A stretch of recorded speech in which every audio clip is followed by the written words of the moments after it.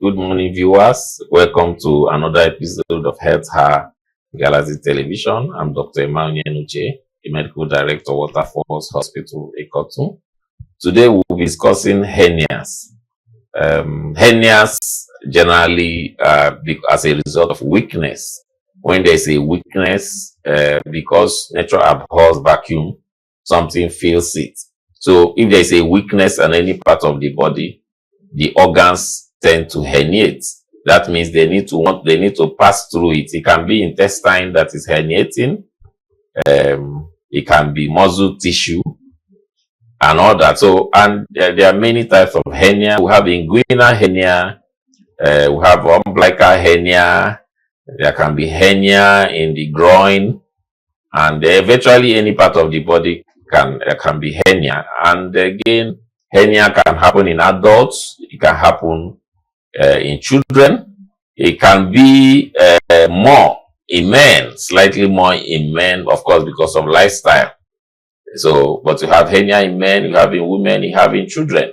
It's more in men because hernia is associated with lifestyle, work, can be, when people lift heavy objects, when people cough, because some people say, oh, what causes this hernia? First of all, there's a weakness. If there's a weakness, there's a space, a hole there. So the organs in the body, we want to pass through that. Like most common you see in the intestine, in the case of umbilical hernia, you can see in the case of inguinal hernia, you can see in groin, So as a result of that, there is a bulge in any part of the body. So you see people can come to us and say, oh, I notice a bulge coming by my lower abdomen. Something comes there. Sometimes when I walk around during the day, I see it more. Sometimes when I lift heavy objects, it comes out more. When I cough, it comes out more. But when I'm quiet or lie down, I realize that it goes down.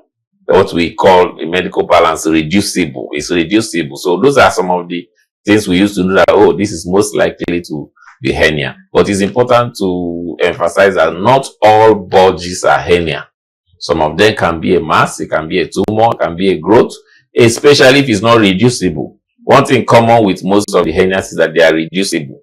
So if you push it gradually, the person will say, when I hold it, I can push it in. You know that classically, it's most likely going to be a hernia. But if it's a mass that cannot be reduced, and it's just there, it might just be a growth and not a hernia.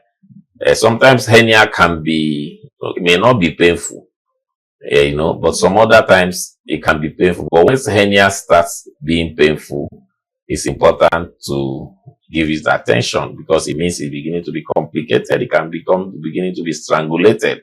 And if it becomes strangulated, it may eventually start dying, what we call gangrenous. So,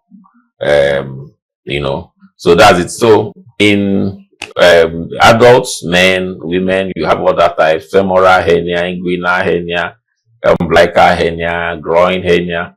Then in children, you may have the one that develop from birth.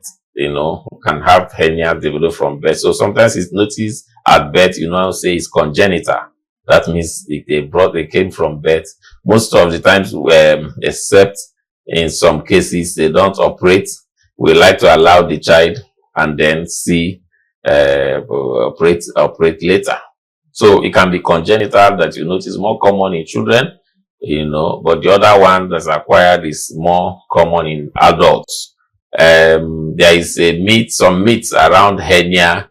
Some people say, oh, they don't treat it, and a lot of things. But hernia, just like cancers, are best detected early, so they don't get complicated, and they can perfectly be taken care of when they are detected early. So one of the messages to take home is that hernias are treatable, especially when detected early. Not all bulges or masses are hernia. Like I said, if someone notices a bulge in any part of their body, they need to see a doctor and be properly examined so that, they can be taken care of. Then if so people ask, oh, what is the treatment for hernia?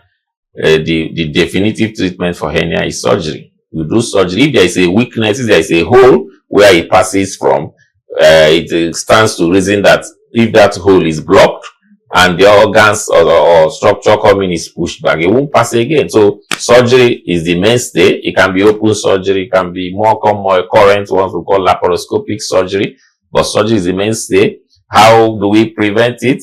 Treat cough. If someone has a chronic cough, you treat cough. Avoid carrying heavy objects, and then all the other things that can put pressure on the lower abdomen or anywhere can also help to prevent hernia. And with that, we come to close on our brief talk on hernia on Health Hub today on Galaxy Television. I thank you for watching. I remain Dr. Emma Onyenuche.